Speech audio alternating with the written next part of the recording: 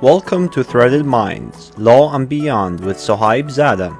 This podcast is your space to explore the intersections of law, business, personal growth, and modern life. I'm your host, Suhaib Zada. This is Threaded Minds, where every thread leads to a story and every story sparks a new idea. Today I have a special guest. I waited a very long time until I arranged this interview with him. We have Petro Sherstiuk, and he's a qualified lawyer, certified in 2015. So he has lots of legal experience, and at the same time, he is a CEO and the legal leader of Surestek and Partners and MIU.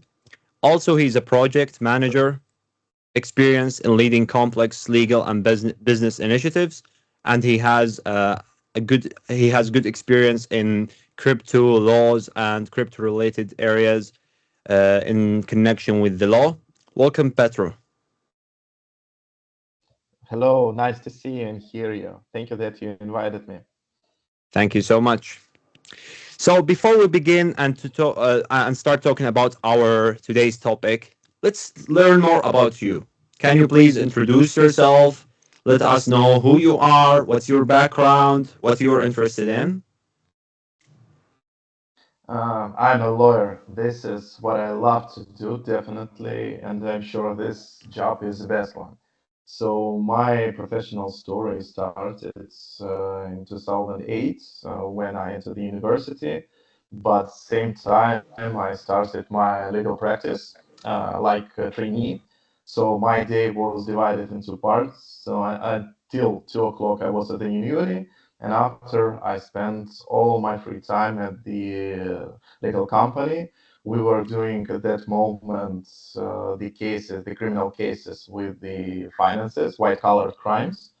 So in the very beginning, I was just a trainee. I was listening to the attorneys, to the prosecutors, investigators, making some copies, but with the time, I tried to dive more deeper into the cases, and with the time, I did a lot by myself, and still at that moment, I was a student. So at this moment, I found the thin line between the financial crime and financial responsibility in civil law, for example.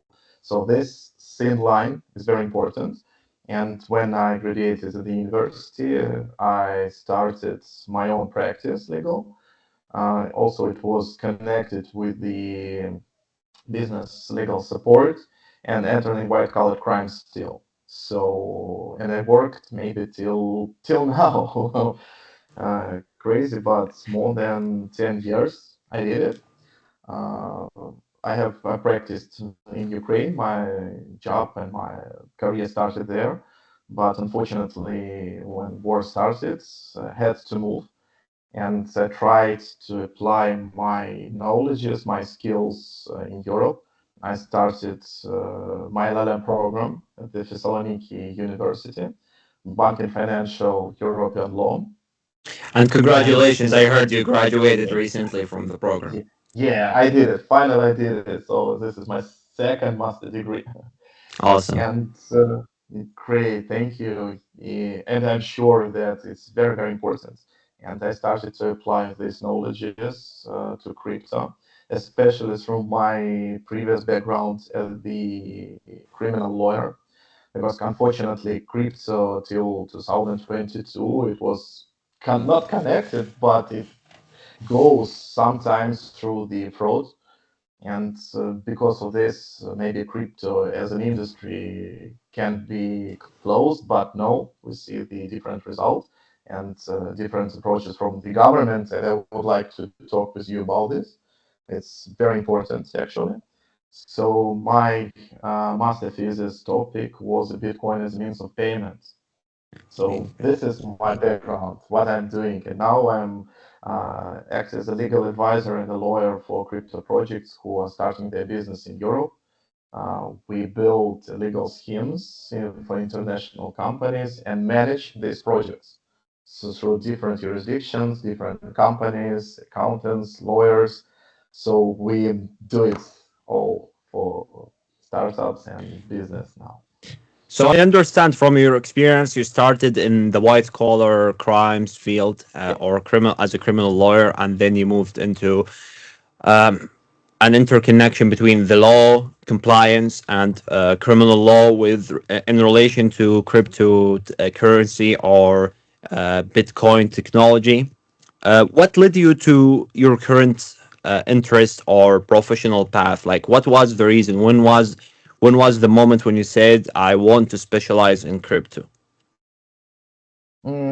Honestly, again, up to 2022, when crypto was everywhere, everybody wants to invest. Personally, I know stories when guys they sold everything that they have, houses, cars, they invest, and they lost a lot. And of course, it made a lot of problems for the industry. Everybody starts it say it in the beginning it's a new gold. In the end, all the crimers do something with them. And when I started to research it more precisely, what is crypto, what is DLT technology as it is, and what can we expect out from it, I understood that DLT is very amazing thing. In simple words, DLT it's open source public ledger accountant book that cannot be changed and most transparent. So it can be used in many fields in a real economy, and I believe that DLT can change the world trade. That's why I started to research in this field. I found that not only huge companies, projects that are promising benefits and profits exist, but exist some projects that do real job, a very hard job, business. They try to develop to make our life better and business much more quicker. And of course, they need help. So this changed my mind definitely, and that is important that governments all over the world, after these bad stories, huge losses, they decided not to fight it, not to ban it. Okay, some countries ban it, but most they decided to regulate it, to propose to the business very certain precise legal framework so the startups they can start to make their roadmap much more understandable and predictable, so in long term this is important. We'll go through the regulatory models and main approaches, but let's explain the crypto or the blockchain technology world to our audience. Thinking about crypto or, for example, blockchain technology, what are the main legal fields that intertwine with crypto or blockchain technology? What are the main? From your background, I understood that criminal law is very related, but is securities law part of it? Is banking law or banking system part of it? Is compliance part of it? How about civil transactions? Can you just walk us through the main legal areas that can intertwine or connect with crypto? um, Answer will be very simple. So let's come back to the essence of the crypto, to DLT. So what is this DLT? This is a technology, as I told, it's transparent accountant book in very simple words, I where think you DLT see, stands for distributed ledger technology, right? yeah, but if to say it in simple words, so this is accountant book. Just imagine that it's an accountant book. So in which we made a sign that I transact to you some assets, some information, let it be. So, and you get it. And this information in this accountant book stays forever. Nobody can change it, delete it. So it is there. So now let's come back to the classic economy. We do actually the same thing. So we're calling to each other. We're sending emails. We send assets, money, currencies, anything. And unfortunately, sometimes it is hard to prove the fact of the sending something.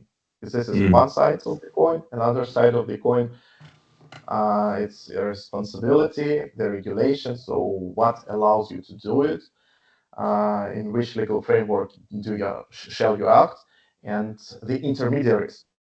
So if Mm. you want to, if I want to send you some money, for example, I had to do it through the bank, but banks will take its commission, will Mm. make a lot of checks. Maybe they will send information about it to some other authorities. So, and I shall pay for all this thing. But in 2008, the Bitcoin, when it was invented by the developer or group of developers, Satoshi Nakamoto, they Unknown proposed that we name. can unknown and we still don't know who is him Yeah. or who are they. Yeah. So the main idea that we can do it directly from me to you without any intermediaries, and again, this information cannot be changed or deleted. So this changed the world. I would like to start from the Swiss example. Switzerland, they told that we are out of technology. So crypto is just a DLT, it's a technology. Crypto is a technology. Mm. So let's start from the essence of the transaction that we have between two parts. What it Yeah. is. So what you want, what kind of information you want to put into this accountant book, into a hash. Mm. And then from this moment, we have to understand what exactly we are doing, what exactly we want to put inside this accountant book, and then to understand what kind of legislation we have to apply. So actually, it's basic, easy, um, and if we stop thinking that was something new, something undeveloped, we don't know, and it's difficult. But if Yeah. you start to or you stop thinking about it like if something new, it's like invention. So everything becomes very, very easy Yeah. for I people. understand. Yeah, crypto and Bitcoin is very relevant and important to our daily life, and I think it's connected to every part of the law, whether intellectual property. Nowadays, we see many cases related to IP and other fields with intellectual property. It's related to criminal law, civil transactions, and mainly securities law. It's one of the huge areas, and actually I'm doing my master's thesis in this area, securities law and crypto trading platforms. So it's very relevant. Uh, we'll see the impact, and we've seen the impact of crypto on our daily lives and our transactions. It disrupts the financial system, and the question remains: should we regulate crypto or make it flexible and engage with stakeholders? That's a huge debate and has lots of questions. And it's part of my thesis, my master's thesis. But shifting our focus in this conversation, and I really enjoy it, shifting our focus to your thesis, to your master's thesis, Bitcoin as a means of payment, right? That's the title Yeah, of your yeah. thesis. Can you walk us through your main goals, your objectives of your thesis, and a background about your thesis? And what are, let's have also a practical aspect of your thesis. What are your main conclusions? What you draw in your thesis of these? What conclusions you draw in your thesis? I will share with you with a great pleasure why I started this topic, why I started to research it. Um, Answering to your first question, shall be crypto regulated or no? As a lawyer, definitely, I will answer yes, it shall be regulated. Mm. From retrospective of the business, again, regulation is contradict to the essence of the Bitcoin as a first crypto asset. Mm. So why I started exactly this topic? All lawyers, government, people, business, they say about the crypto a lot of different definitions. So crypto money, cryptocurrency. crypto assets, even commodity, crypto. So I tried to research from scientific point of view. So which term, which is which term is the most suitable for the crypto, for the if it is cryptocurrency or no. So I started to research, and Mm. the first question is, so what is currency? Currency is this like a part of the bigger part of the economy and very important as the money. So Mm. money is equivalent in the very beginning when society just started to grow, to develop, people were exchanging between each other with some goods. So, for example, I have some milk, you have some other products, and we would like to exchange. So you want my milk, and I want something from you. I don't know, stones, Mm. some stones at that moment, and it was okay for us. But when Mm. the society developed, it was very difficult to find someone who can satisfy your needs.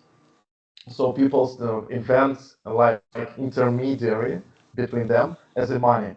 So something Mm. that they all made a common agreement, social Mm. agreement that we can apply the stones, some precious stones at the intermediary between each other.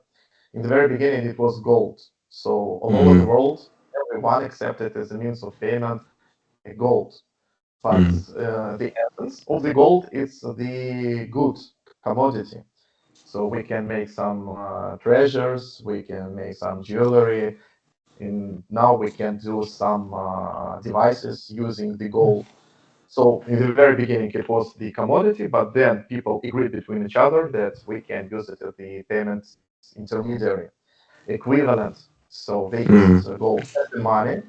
Then the society develops more and more, and we have the countries, the governments at that moment who took something like responsibility under the monetary policy, and they started to issue their own money, and it was currency. So in Mm. legal literature, there is a definition, in economy literature, there is a straight definition that currency is the money that issued by the government, bounded by the government, and covered by the government. So they are responsible for its demand, for the Mm. inflation, for the monetary policy. So the only word for currency can be applied only to the money that are issued by the government. Okay, it can be or single country like dollar, for example, or it Mm. can be euro when the several countries unite and they agreed to use a common currency, euro. Mm. Uh, but this is a currency, economical definition. But there is another division that called private money. For Mm. example, you and me, we can decide that, for example, you're a client, I'm a lawyer, and we can agree that I can take the napkins, for example, Mm. uh, to cover all your expenses and take it like my Mm. gonorrhea, so as a money. But again, it's Mm. agreement between each other. Good agreements, for example, sorry, it's Mm. monopoly. They also use Mm. a small paper, the monopoly money. It's something Mm. like private money that's again accepted by parties to use it as a means of payment. And it's Mm. normal. Someone issued it, someone has an obligation to control it and to maybe not to control the demands, maybe it's not Mm. correct, but is responsible for the rules of its circulation. Mm. So in this moment, we have the crucial element. This is the issuer, someone, per nature of your person or the company who issued it. So someone responsible who is issuing. This is the Mm. first important element. The second element that this kind of payment is accepted mm, by several parts, and this kind of money can be an equivalent of some goods price. mm, But I started to think about the Bitcoin. So what it is. Really, we can use between each other the Bitcoin as means of payment. mm, Yes, nobody can prohibit it. We can do it quite freely. But the question comes back to the very beginning about the demand, who control the demand and who have some responsibility for its circulation. And when I started to research the white paper of the Bitcoin, I found out that first of all, this is a protocol. So there is the nodes, there are members of the net, and they do some job. Some of them are validators, someone just keep it, someone mine it. So, and they all have the remuneration for their activity in Bitcoin according to the protocol. So mm, no one, so no one issue it, and no one can control its demand. So this is the main difference between money. And again, it's issued not by the government, so it cannot be currency as it is. So monopoly for currency is only state. Then mm, private money that issued by private persons, companies, and Bitcoin issued neither government, neither companies or persons. So mm, it cannot be through the classic monetary theory. It cannot be considered as the money, even a private money. mm, Okay, so my next question. So what is Bitcoin? The next step, we come back to the theory. So commodity. Okay, so what is commodity? It's some goods that can satisfy your needs. mm, Again, let's come back to the milk. We want to make coffee from it. Gold. You want to make some jewelries to use it as a part of your some devices. So you need it to produce something. You have to put into it some knowledges, your efforts, your forces to mm, do it and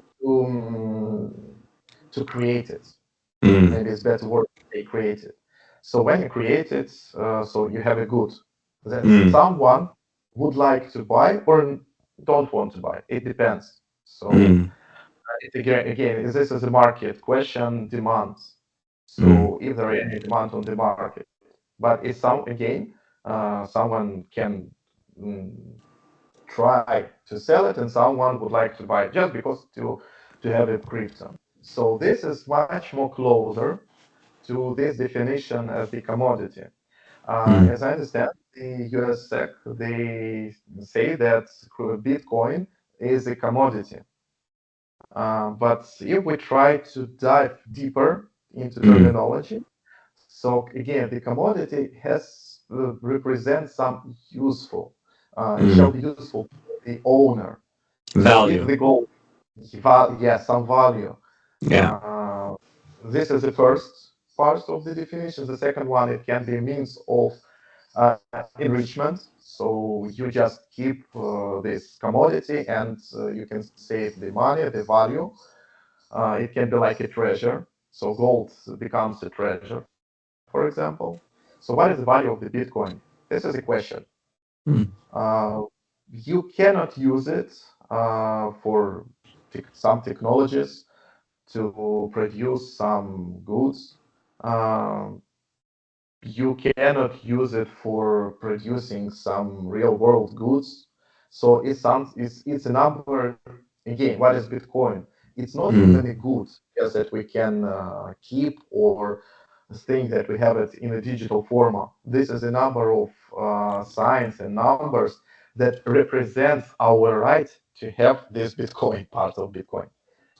So if to consider through the value of the Bitcoin as the good, as the commodity, this question is open. So some jurisdictions, consider it as the commodity, USA, and Europe do not consider it as a commodity just because of there is no value. So this is the definitions, differences between jurisdictions. So again, if it But is not, before going to the jurisdictions, as it would be another or a topic that we can explore together. But I mean, what conclusion you came to in your opinion? In your opinion, should it be like, I understand the situation or the regulatory model might be different from your opinion, but you, in your opinion, do you think, or what conclusion you had in your thesis about Bitcoin? Should it be a commodity, asset, currency, financial instrument, or all of these? uh, personally, I think that Bitcoin is other assets. So neither currency, neither commodity, and neither security. So what about security? So there is the court case, how it is. Now we know it is How it how it does in the is. USA? Yeah. Yeah, but it's interesting that other countries, even Europe, in its court decisions, try to apply how it is to understand the essence of some crypto assets. So if it Mm, is commodity, or if it is assets, or it is some security. Actually, they give the basic things that if you buy some securities, you have some rights to vote, some rights mm, in this company. The first pillar, the second pillar, that you trust someone to use your assets in order to produce some goods and produce a revenue for you. So you're mm, expecting mm, for some feedback from your investments. mm, And the third pillar is that the investor who asks you for this kind of securities, and you give it to him and you pay for it, he is obliged by his own activity, by his own responsibility, actions, and so on, to make the business mm, in the way that you're expecting, and in the end to bring you revenue.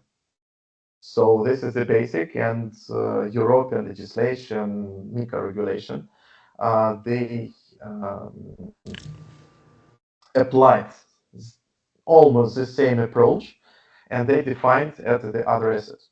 So, mm, and I agree with such definition, because asset is a huge economic definition that covers resources, even a time. It can be like in an asset. Uh, so in my point of view, that it's an asset, and why it's important to understand if it is currency, if it is commodity, or an asset, because what kind of obligations do persons have between each other when they use it, mm. the means of monetary obligations or civil obligations. So this is the crucial So, in for my view. your main conclusion is that Bitcoin is actually an asset, and asset covers all of these categories, which are commodity, security, financial instrument, all of these parts or categories. Is that correct? No, no. That it's a other asset. So European legislation give us a definition like other asset that is not covered by crypto assets that are bounded with the real world assets, something like this, with the currency, with the fiat, and not a security. So this is the So, a other. special, a new part, a special asset or unprecedented assets. Is that what you imply? Or other what's not classified assets, Not classified. digital assets. Yeah. Okay. Okay. Okay. Interesting. Um, I understand the regulatory models differ from country to country, and some country might be more prohibitive, some might be flexible. But I want to shift the focus or move towards Europe. Can you walk us through MICA or MICA legislation? What does it bring to Europe? What's the main characteristic of this legislation? Uh, Is it something? Is it a positive step or a backward step for Europe? Again, there is a joke, not funny joke actually, not even now, that everything is inventing in USA, producing in China, and regulated in Europe. Actually, it is true. I have as another joke that's two lawyers, three opinions. This is my way. So I have two opinions on this case. First one, that regulation definitely is very good step for the industry. Now the startups and the business they can build their business model according to the specified and well described rules, so you can plan your business in the long term. It is awesome. That really awesome. So you're not thinking that you have to earn as much money as possible, but today or even tomorrow, because the day after tomorrow never knows what will be. So Mm. regulation gives us an opportunity to build long-term business. I am for long-term cooperation, long-term business. Uh, so it's good. Okay, maybe the inventions will little bit stop. They will be start. Will do it much more slowly because there are a lot of requirements. You shall have the for example, according to the MiCA, if you provide some crypto assets services, you have to be registered in this one of the European countries. The head of the company shall have the brilliant background, better to have the financial background, that it's very hard to find someone. Then you have make a very huge equity, more than from 50,000 up to 150,000 euro. It depends on the activity. It's a very huge barrier for the startups. Then you have to apply a lot of IML regulation checks. So if you, as a service provider, you made some transaction, you have to check Mm.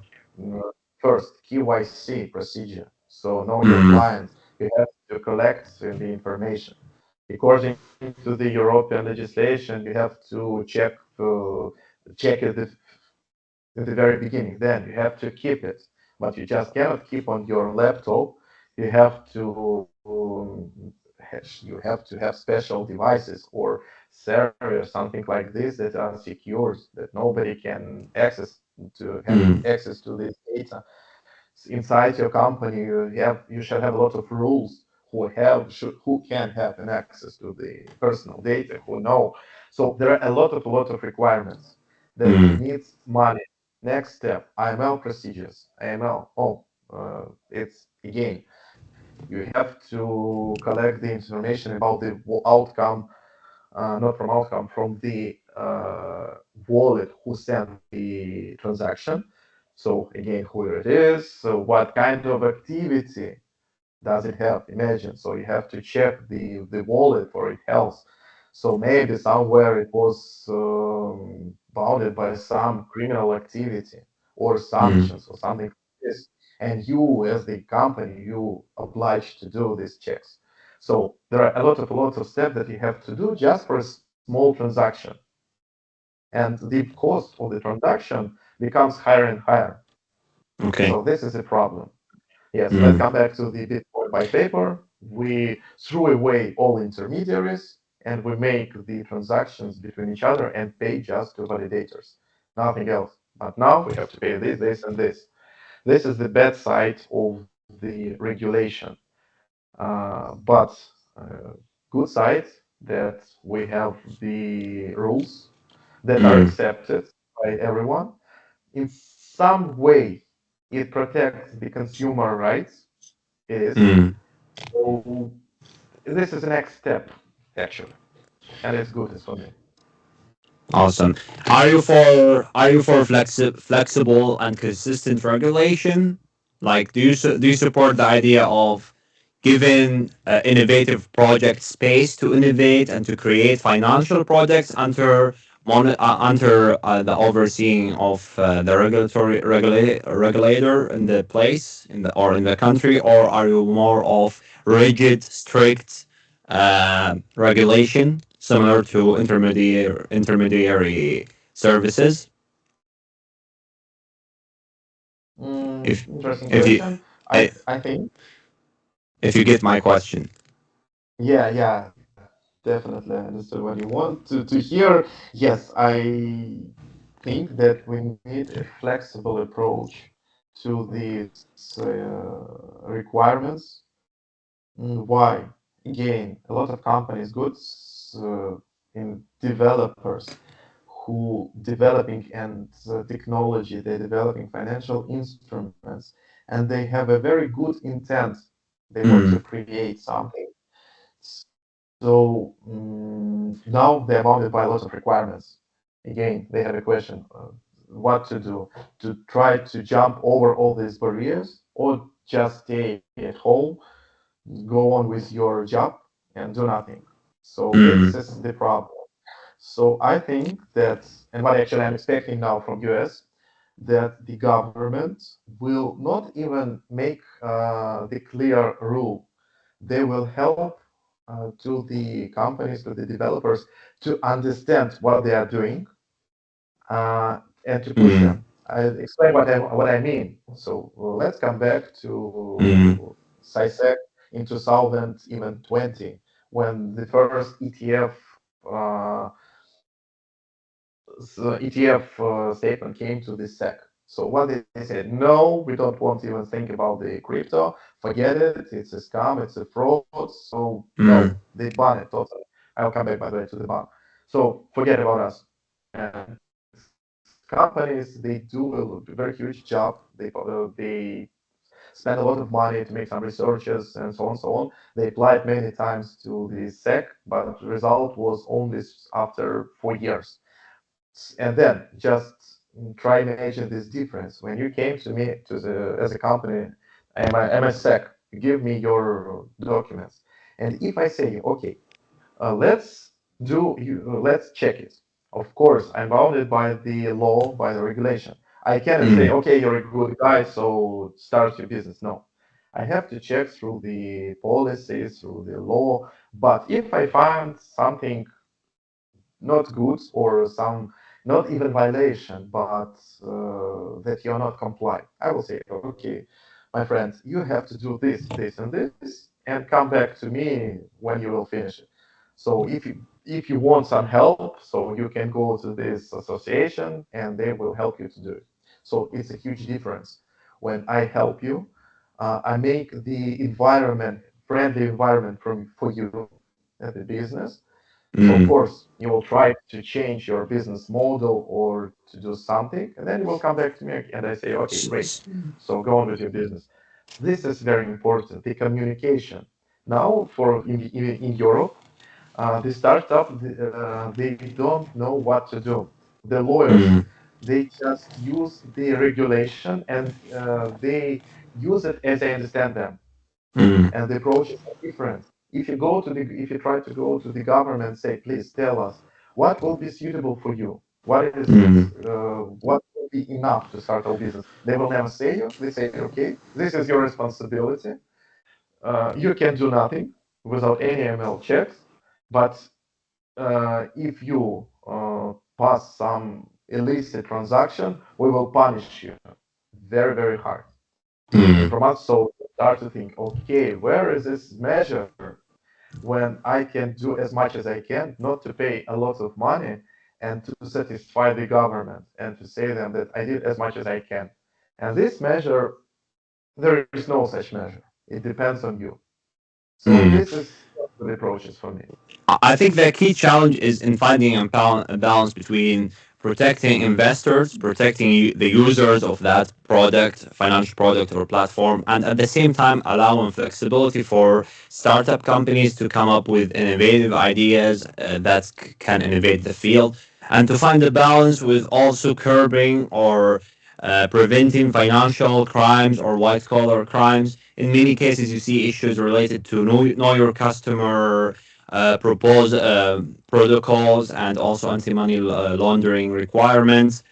So that's the key or the fine line, trying to find balance between these three angles.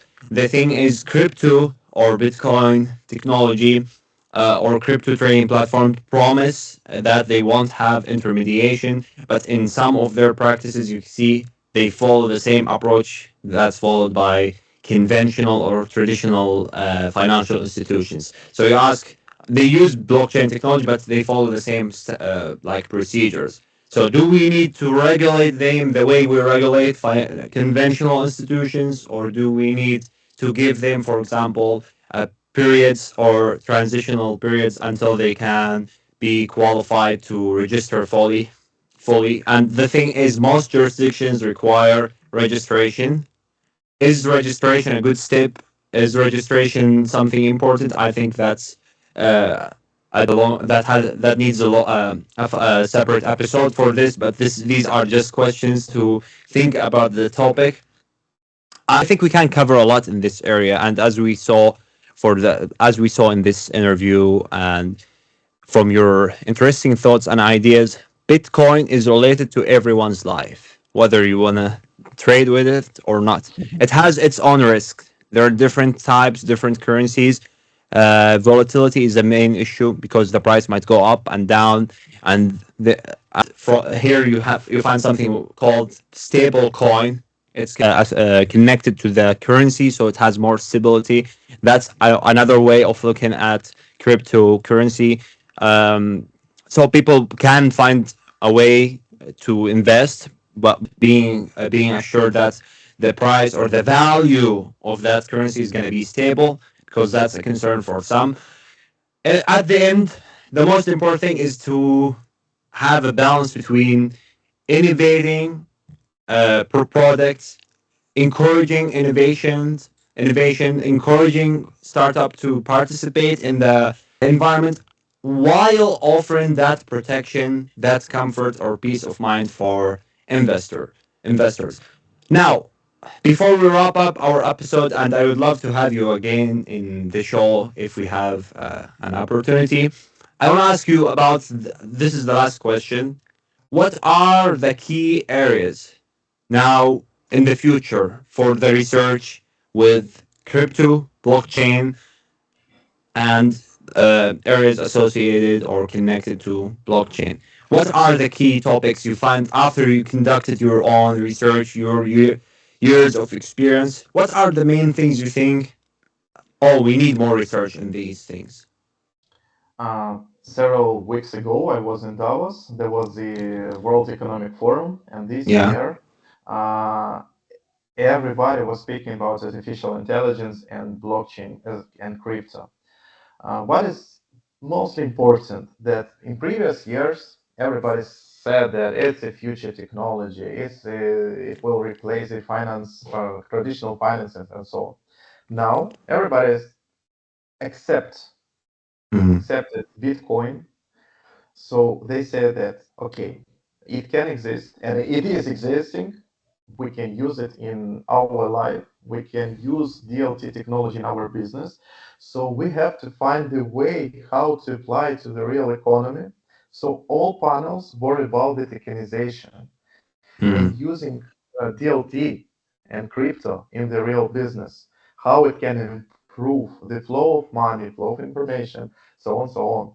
So, what I will start to do, I'm starting my PhD, and it Mm. will be tokenization of the real world assets and its influence to the world trade. I think that this topic needs a lot of development researches and opinions because Mm. there are a lot of regulations all over the world, a lot of jurisdictions. They interact between each other, and there are no common rules, no Mm. common approaches. And for example, I will name four countries: U.S. Now they have almost no regulated framework for crypto. Europe, that have the most regulated area for crypto now in the world, China. which banned totally crypto, but in the end of the day, they still use it. So ban didn't help them totally, and now they started to discuss what to do, how to regulate it. So this is the result of ban. So crypto Mm. cannot be banned and cannot be forgotten. And the fourth approach, this El Salvador, they adopted Bitcoin as the currency. So imagine in the legal act, they said that we accept two currencies, US dollars and Bitcoin. So you can pay in both of them. But at the Mm. end of the day, the financial result of the El Salvador is not so good because of there is a question in the issue of the lack of technical knowledges Mm. through in the country as it is, and there is no good internet connection. So okay, you can accept Bitcoin, but nobody knows what it is, how to use it. So this is the questions. Mm. So my main task to find uh, the not the balance between the countries, the jurisdictions in trading, and to show that we can tokenize these assets, and it will make the flow of money, flow of trading much more quicker and much more secure because of And DLT. and there are some initiatives now from central banks to issue the official currency of the country in a digital form, Yeah, like the video. a digital euro, digital dollar, etc. Right? So that can Yeah, be related to this area. So you think making digital assets from real assets, that's an area you think worth researching and exploring, yeah, right? Okay, awesome. yeah. I think I enjoyed this interview. There are lots to cover in crypto, in the crypto field and the Bitcoin. I think there are many questions to answer. This was part of my personal interest. I wanted to hear more about your thoughts, especially given the fact you just finished your master thesis, and I'm happy for you. And I look forward to meet you again and also listen to your thoughts or your ideas, especially when you begin your PhD thesis. Wishing you all the luck. And thank you so much for being here today. Thank you very much for invitation for this talk. It was very interesting for me. I want to share with this information to show that crypto is reality and we can use it in our life and business. So let's go on all together. Thank you. Thank you.